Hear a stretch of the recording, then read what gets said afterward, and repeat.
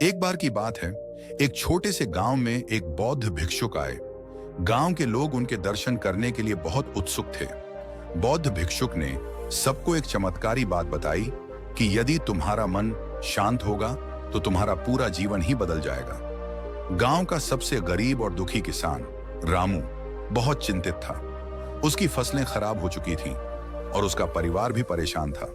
उसने बौद्ध भिक्षुक की बात सुनी और सोचा कि शायद इस भिक्षुक की सलाह से उसकी समस्याएं दूर हो सकती हैं। रामू ने भिक्षुक से पूछा, मुझे अपने जीवन में शांति कैसे मिलेगी?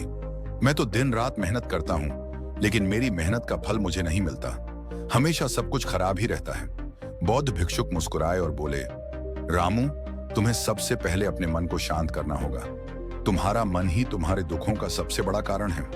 रामू ने सोचा कि शायद बौद्ध भिक्षुक की बात में कुछ सच्चाई हो सकती है। उसने अपने जीवन को व्यवस्थित करने की कोशिश की और रोज सुबह ध्यान लगाने लगा।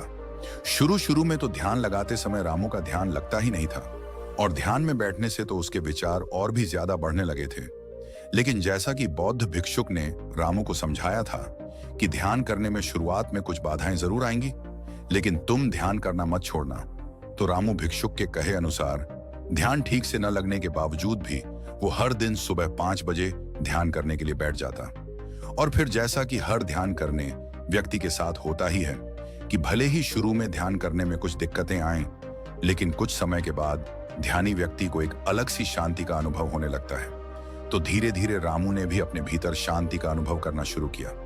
कुछ ही दिनों में रामू के मन की शांति ने उसके जीवन में बदलाव लाना शुरू किया। उसकी फसलें भी सुधरने लगी और उसका परिवार खुशहाल हो गया। उसने देखा कि जब उसने अपने मन को शांत किया तो उसके जीवन में सकारात्मक बदलाव आने लगे। अब वह अपनी कठिनाइयों को भी शांति से समझने और समाधान खोजने की कोशिश करता था।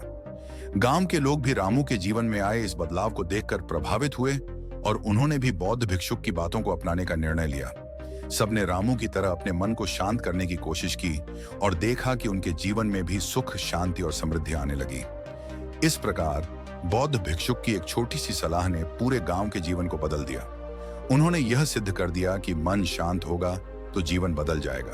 और इस तरह रामू और उसके गांव वालों ने सीखा कि शांति केवल बाहरी परिस्थितियों पर निर्भर नहीं होती, बल्कि यह हमारे मन की स्थिति पर भी निर्भर करती है।